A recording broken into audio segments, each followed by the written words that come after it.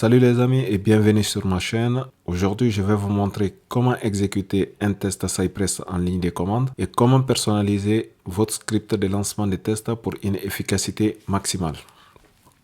Tout d'abord, on va voir comment exécuter son test Cypress en ligne de commande en faisant la différence entre le mode Headlessly et le mode Headed de Cypress. Ensuite, nous allons voir comment exécuter un seul spec de son projet si vous avez plusieurs spécifications dans votre projet Cypress. Et en dernier, nous allons voir comment personnaliser une commande d'exécution Cypress. Commençons par le mode Headlessly. Tout d'abord, il faut noter que le mode Headlessly ou le mode sans tête de Cypress est un mode d'exécution du fonctionnement de l'outil qui permet de lancer les tests sans utiliser des navigateurs graphiques comme on a l'habitude de le faire. Cela signifie que vos tests s'exécuteront en arrière-plan sans interaction utilisateur. C'est ce mode d'exécution qui est utilisé lorsque vous poussez vos tests en intégration continue ou en production. Voyons comment faire cela dans Cypress. Tout d'abord, il faut lancer le terminal sur votre projet. Donc je fais terminal, new terminal. Donc pour commencer, on va taper la commande npx cypress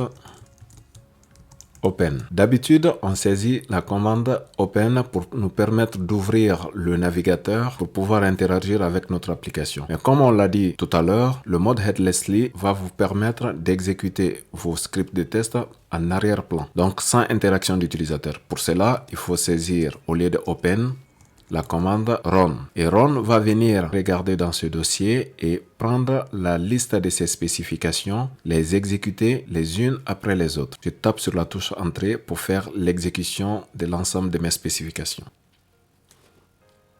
On attend que l'exécution se termine.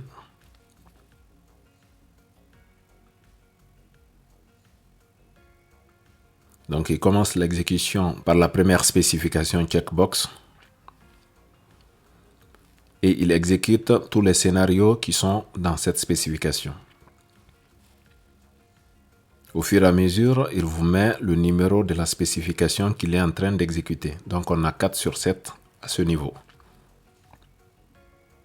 Une fois qu'il finit d'exécuter l'ensemble des spécifications, il va vous mettre un petit rapport ici sur le nombre de tests échoués et sur le nombre de tests qui a réussi. La première colonne test représente le nombre de tests dans chaque spécification et le nombre de tests passants. S'il y avait des tests en échec, il vous mettrait dans la colonne failing le nombre de tests qui a échoué et pending le nombre de tests qui n'a pas été exécuté, skipping le nombre de tests que vous avez ignoré. C'est comme ça vous pouvez exécuter vos tests en mode Headlessly de Cypress. Maintenant, on va passer au mode Headed. Le mode Headed, c'est le mode de fonctionnement par défaut de Cypress. Lorsque vous lancez des tests en mode Headed, Cypress ouvre un navigateur graphique, par exemple Chrome, comme on a l'habitude de le faire avec Cypress Open, et exécute les tests en utilisant ce navigateur. Cela vous permet de voir les actions effectuées par les tests sur la page web et peut être utile pour le débogage ou la vérification manuelle des résultats des tests. Pour faire cela, il faut reprendre la commande qu'on a utilisée pour faire l'exécution en mode Headlessly, donc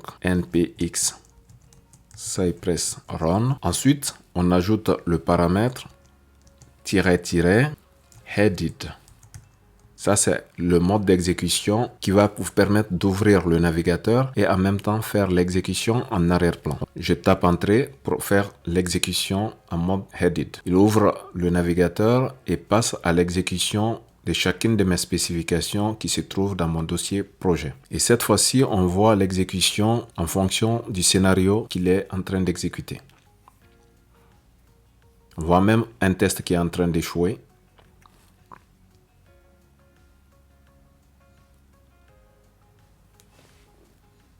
Dès qu'il a fini l'exécution de l'ensemble de nos spécifications, il nous a donné la main en nous montrant un petit rapport dans notre terminal. Et dans ce petit rapport, on a même un test qui a échoué lors de l'exécution, qui est la spécification commande Cypress. Et le rapport général, un test sur 7 qui a échoué. À présent, vous savez c'est quoi la différence entre le mode d'exécution Headlessly et le mode Headed. Le mode Headlessly, qui est le mode sans tête qui s'exécute uniquement en arrière-plan, et le mode Headed qui est exécuté en arrière-plan en même temps vous montrant l'exécution de vos scénarios, on va passer à l'exécution d'une spécification unitaire. Il peut y arriver que vous avez plusieurs spécifications dans votre dossier projet, comme dans notre exemple, et qu'on veut exécuter une spécification unique, puisque on est en train de travailler sur cette spécification actuellement. Pour faire cela, il faut taper la commande npx cypress run. Ensuite, on fait -,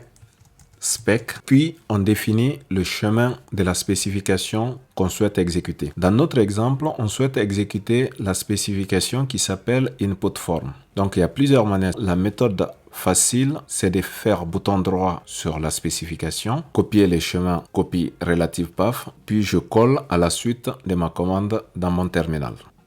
Puis je tape la touche entrée pour exécuter cette spécification. Tout à l'heure, on avait l'exécution 1 sur 7. Et cette fois-ci, quand on regarde, on a 1 sur 1. Donc, il exécute la seule spécification input form Cypress, puis il nous donne le résultat de l'exécution. On a un seul test passant et aucun test en failure ou en pending ni en skipped. Passons maintenant à la troisième partie pour voir comment personnaliser les commandes d'exécution Cypress. Pour ce faire, il faut se rendre dans le fichier package.json et une fois le package.json ouvert, vous pouvez ajouter vos commandes personnalisées. Pour cela, je fais virgule à la fermeture de l'accolade.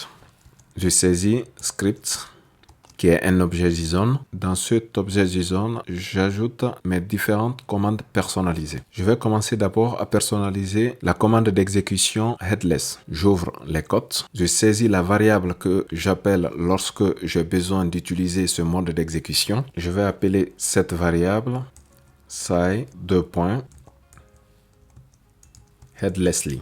Ensuite, pour exécuter en mode headlessly, on a fait npx cypress run. Donc, on va juste saisir les deux dernières parties. Cypress run. Je viens de personnaliser la commande cypress run. Je passe sur le mode headed. Pour le mode headed, je vais personnaliser en faisant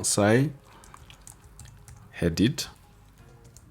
Et pour ce mode d'exécution, on avait saisi npx cypress run, puis on a ajouté un paramètre -headed. On va juste saisir pour ce mode d'exécution cypress run, puis on avait saisi headed.